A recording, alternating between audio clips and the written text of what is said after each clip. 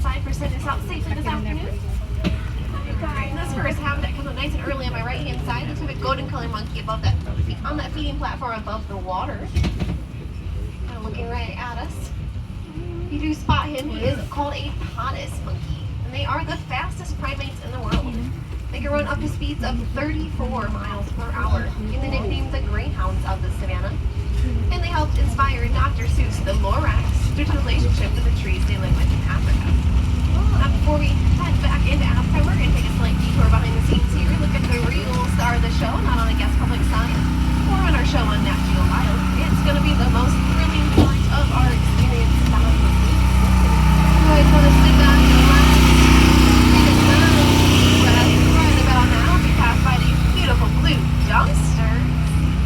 As you can see, this dumpster is nice and full of all our zoo food throughout the day. Ah, yes, true zoo authentic experience. And none of the zoo food goes to waste. We do partner up local organic farmers in the Tampa Bay area that come and collect it every few days and turn it into fertilizer.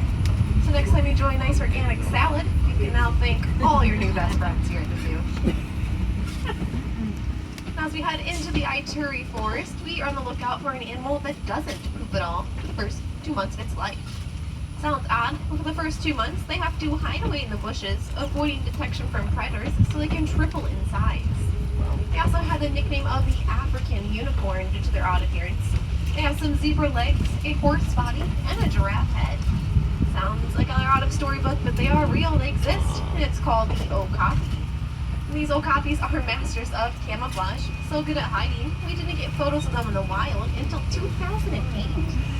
Our first look at them are going to be our female and then our male, Betty and Zach. Despite that zebra party pants, they are the only living relatives to the giraffe. You can see they're related to the giraffe with their slightly elongated neck, a very similar skull structure, and our male Zach has those fur-covered horns on his head called ossicones, which is another trait they share with their giraffe relatives. And they both actually have a tongue that's about 14 inches long. That helps them clean all the way inside their nasal cavities, around their ears, around their eyes, their behinds. Looks like our female Betty's sticking out her tongue a little bit at you guys right now. As we come into the bushlands of Africa, we're on the lookout for our pack of African painted dogs. Looks like we got one right here in the center bush, sleeping. Don't let it fool you. They are the most successful predators in Africa. They do catch about 80% of their prey being 10 times their size, as large as a wildebeest. Because they have the best stamina out there. They can actually outrun anyone in the savannah, running a 5K in less than 5 minutes. Now, despite having a very similar coloration to hyenas, they're actually not related to hyenas or any of the dogs in the canine family, for they are their own genetic species out there. As we come around our sunlight rhino barn, if you peer in the shadows, you can see our mom and baby laying down in the hay closest to us. Our baby in there, she is just under 2 months old. Her name is Kayan. When she was born, she weighed about 75 pounds. Right now, she weighs just under 300. Because these silhouette rhinos are the fastest growing land mammals. They're gain 100 pounds every single month for the first year of life. Now, if you didn't really get to see her because it's kind of dark inside there, it's okay. We're going to catch up to the rest of the crash in just a bit. The crash is what we call a herd of silhouette rhinos because they are the most social of the 5 rhino species left on Earth. So they're the only ones that will live in herds. And we do call them a crash because they have really terrible eyesight. They crash into everything out there. But to make up for lack of eyesight, they do have a heightened sense of smell and hearing. If you look at their ears will be twitching and rotating around because they can actually hear in 2 different directions at the same exact time. Now for some of our rhinos here, this one on the left-hand side by herself, that is our 3-year-old Capenzi. She is the daughter to the one that just gave birth inside the barn. And then we have a trio of 3 of them laying down. The one in the middle is our 1.5-year-old named Amare. He does weigh just under 3,000 pounds. And you can see they also do share their habitat with some zebras back there. Those zebras are the Grevy's zebras. They are the largest of the zebra and wild horses. And they're characterized by having those nice thin white and dark brown stripes all across their body. Now, even though those zebras are related, it's a mom and daughter pair, named Pixie and Tazima, their stripe pattern is not the same. Because their stripes act as a fingerprints they can tell each other apart, but it also serves as an insect repelling, because mosquitoes and biting flies don't like to land on striped surfaces. Now, our zebra and rhinos do share their habitat together, so they're actually the closest living relatives to one another. Now as we enter elephant territory, we have the largest of the elephant species, the African bush elephant, both on our right and left hand sides. On my right hand side is our big male studla. He does weigh about 10,000 pounds. About 25% of their body weight comes from their head alone.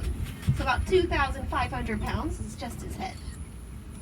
And on my left hand side is our herd of females. So you have two juvenile calves out here. You can see that they're still quite small, even though they are around age 6.5 and 7, because they don't become full grown size until around age 12. And behind our elephants, looks like we have two giraffes back there. We have the light brown color one standing up nice and tall. It's a reticulated giraffe named Thema. And then his best friend, the one that's kind of bending down, eating some snacks right now, the darker one, is called a Nubian giraffe. His name is Rainbow. They are best friends out there. We'll be wrestling around sometimes. Also, if you participate in our giraffe encounter, you'll probably be feeding one of those too. As we make our way through our elephant transfer gate and the elephant barn here on my left hand side, here at Zoo Tampa, all 6 of our elephants have the freedom of choice. So they do get to choose where they want to go, who they want to spend the time with, and where. And they can change their mind throughout the day if they want to. If they want to hang out inside the barn, we have heated floors, air conditioning, and movable walls inside, so we can accommodate any needs they have. In the meantime, looks like our male chose to be by himself today, and that's perfectly okay. That's a natural social structure in the wild where males prefer to live a more solitary bachelor lifestyle. They can come and choose to interact with our females every few days like he does. Meanwhile, our females do tend to live 24/7 altogether. As we enter our giraffe barn, we do have 3 different giraffe species here at Zoo Tampa. We'll see if we can catch a glimpse of our third one. Alright, doesn't look you want to be inside the barn. I'll keep my eyes peeled so I can spot him for you guys later. In the meantime, on my right hand side, all these yellow buildings make up our animal care campus, a veterinary hospital, our Center for Wildlife Conservation, and a nutrition center. Looks like we have our giraffe on that left hand side in that second barn. A little hard to see him. He's also bending down, so it's hard to see him. That last building, the nutrition center, that's where they're responsible for prepping the diets for over 1,000 animals here every single day. Down to the milliliter or gram even for some of the diets. Alright, back on our left hand side, we have this blackbird. He's going to come running. His name is Henry. He's going to touch his buddy. You're a good boy. He is a southern ground hornbill. He can fly. He's going to spend most of his time on the ground. That's where he's going to find all his tasty snacks like lizards and rodents. Sometimes he catches a nice crunchy pile of leaves and he's just so excited to show it off. We also have a dark brown antelope with really long horns and some light brown one on the opposite corner. Those are both the same species though. They're called the lowland Nyala, and they're showing something called dimorphism, which is a really fancy term to say our mature males and females look drastically different from one another. And off the coast of Africa, the second largest of the tortoises, the Aldabra tortoises. We have 3, 2 females and a male. Our big male in there, his name is Al, and he weighs about 430 pounds. Which is a pretty average weight for Aldabras. He's not the oldest one in there. The female right next to him in the middle, her name is Daffy. She's actually about 4 years older, so you see a really big size difference between the males and females, regardless of their ages. If you want to compare the size of Al to the largest of the giant tortoise species, that is the Galapagos tortoises off the coast of South America. Get a glimpse of our big boy Winston. Looks like he's at the base of this tree, so it's a little hard to see him on this tram route. If you take that walking path through Africa to check him out, Winston weighs about 550 pounds, which is a pretty average weight for Galapagoses. So the largest one on record weighs 950 pounds, and his name is Goliath. And these giant tortoises can get so large because of something called island gigantism.